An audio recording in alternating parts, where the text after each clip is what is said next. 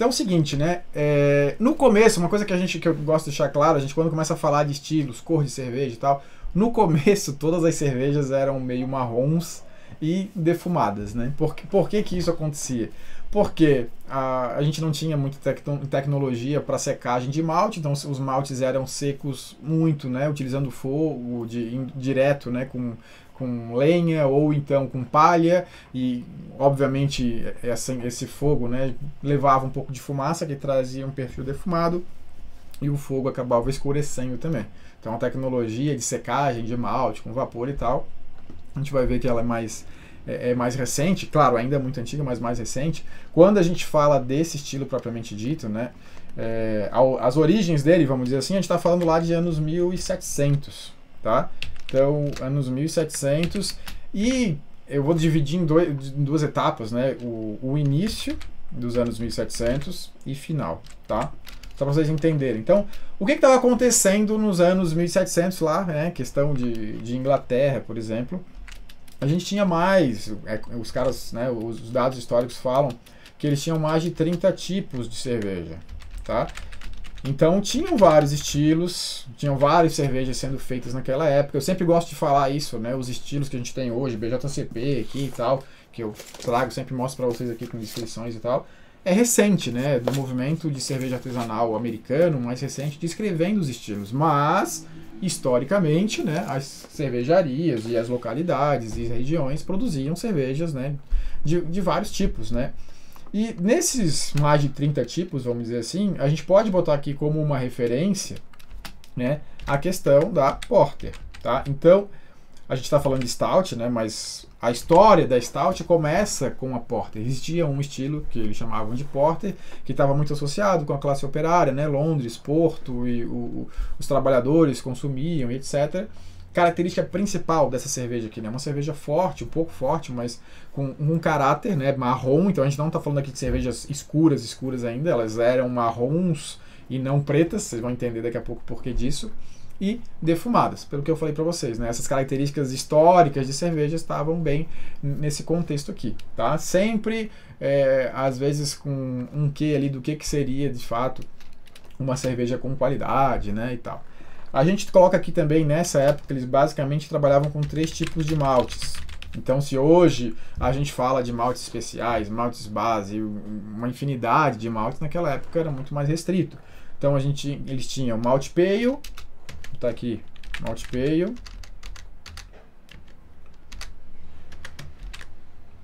um malte amber e um malte brown. Tá? O malte brown, que é um malte que hoje a gente às vezes até encontra, mas ele meio que desapareceu e tal, era um malte muito clássico nessa época. E, né, dentro desses 3 maltes, a gente consideraria aí, os dados vão mostrar que o malte brown era considerado meio que um malte de menos qualidade, vamos dizer assim, por conta justamente desse processo de secagem. Então tinha um fogo mais forte, uma indução de calor rápida e muito intensa, o que fazia que esse malte tivesse um pouco menos de qualidade.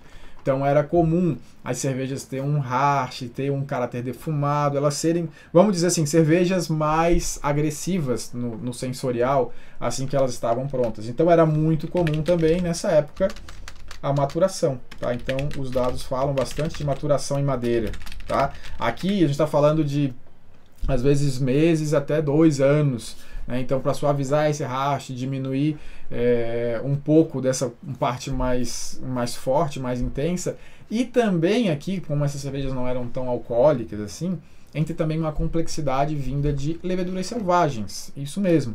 Então nesses barris também às vezes aparecia uma levedura selvagem e tal, e também trazia uma complexidade, vamos dizer assim, para essas cervejas. Tá? A gente pode dizer que esse era o padrão de cerveja no começo dos anos 1700, então aí 200 e quase 200, quantos?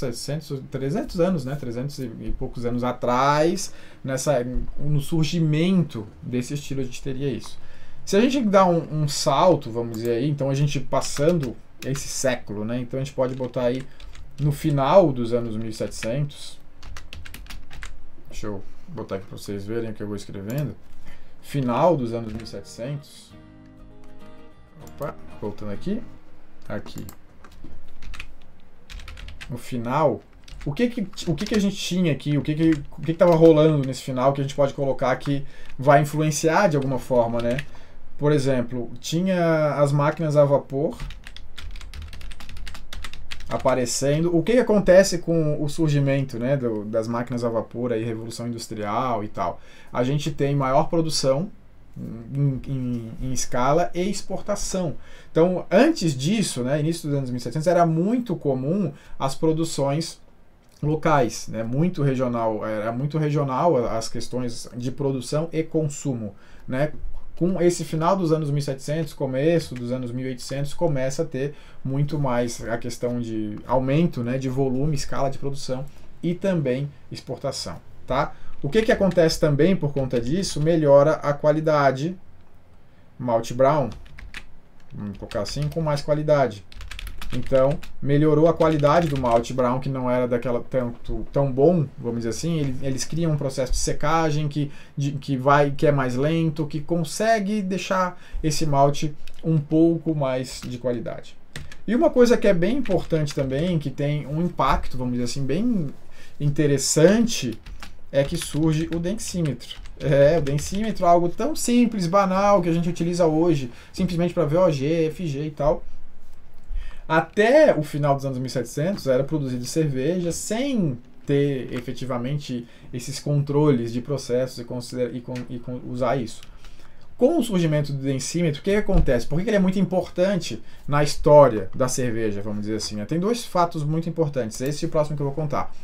Ele é muito importante na história da cerveja porque com o surgimento do densímetro na Inglaterra, nessa época, os impostos eram recolhidos por conta da utilização de ingredientes. É isso mesmo. Então, tipo, se hoje, por exemplo, hoje alguns lugares até tem variação de imposto com base no teor alcoólico, né, das bebidas, mas aqui não era nem teor alcoólico. Indiretamente teor alcoólico, tudo bem, mas com base na utilização de ingredientes, ou seja, a quantidade de ingredientes. De acordo com a quantidade de ingredientes que você utilizava, você pagava imposto. Então, ou seja, quanto mais ingredientes, mais impostos.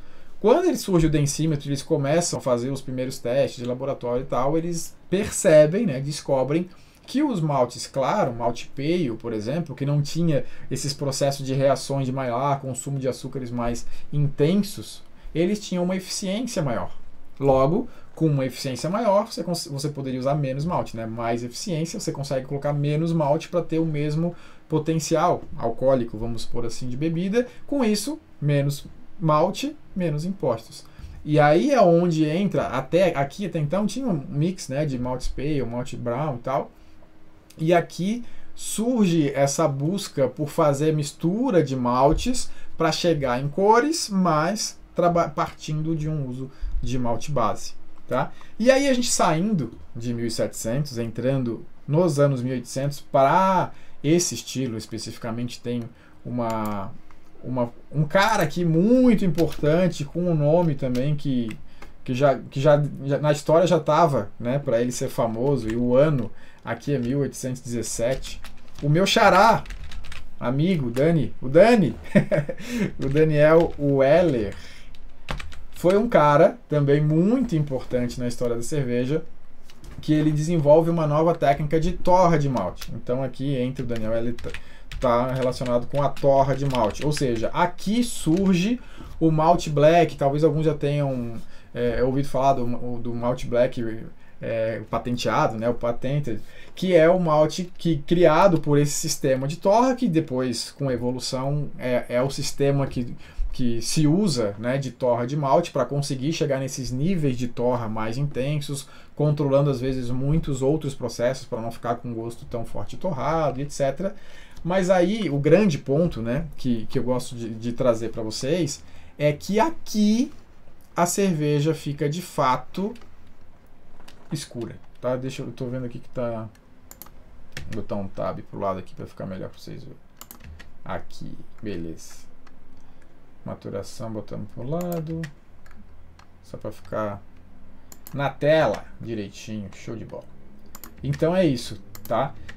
Como eu estava falando para vocês, em 1817 aqui, então praticamente nessa época, então aqui já século XIX, é quando a cerveja de fato fica escura.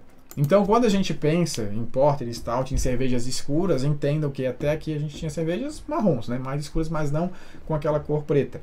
Então, com esse advento, com esse conhecimento da utilização de malte pale, né, malte base, para trazer a carga de gravidade, de açúcares e tal, e com esse advento de uma tecnologia para torra de malte, começa a ter a mistura, e aí sim a gente tem cervejas escuras com controle mais de processo e tudo mais.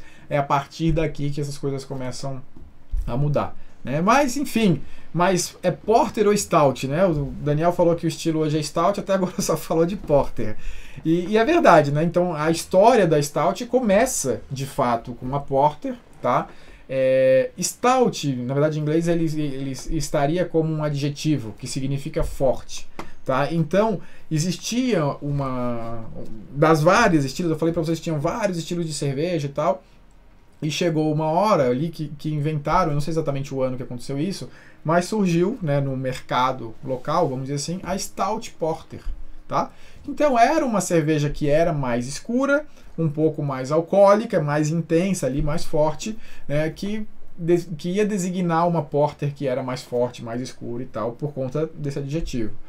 Esse termo ganha nome, né, ele vai ganhando popularidade, ele acaba sendo usado sozinho e começou a, sei lá, provavelmente, não sei exatamente quando que isso aconteceu, mas cervejarias largaram o Stout, começaram a usar Porter, e Porter ficou para um lado, Stout para o outro. Stout acabou ficando muito mais famoso, vamos dizer assim, que depois das guerras e tudo mais, né, que esses estilos, tanto Porter quanto Stout, acabaram caindo bastante.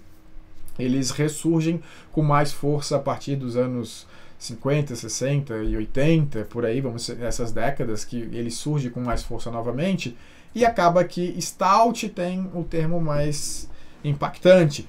E aí a gente vai ter, pelo BJCP, e olhando, a gente vai ter ali umas Porter, que vão trazer mais, assim, fica aquele marrom quase não tão escuro, e as Stouts mais escuras, intensas, em cor, mas no fim, o Porter geralmente tem um perfil bem maltado, mas as Stouts também. Stouts, vocês vão ver hoje quando eu falar diferentes Stouts, então tem graduação alcoólica diferentes, complexidade de malte, de lúpulo, tudo variando bastante. Então, na verdade, eu posso dizer muito mais que as Stouts ficaram muito mais famosas, o termo ficou muito mais famoso, mas a origem dele, né, vem da Porter, que era na Inglaterra, em Londres. A gente originalmente, né, começou chamando de Porter.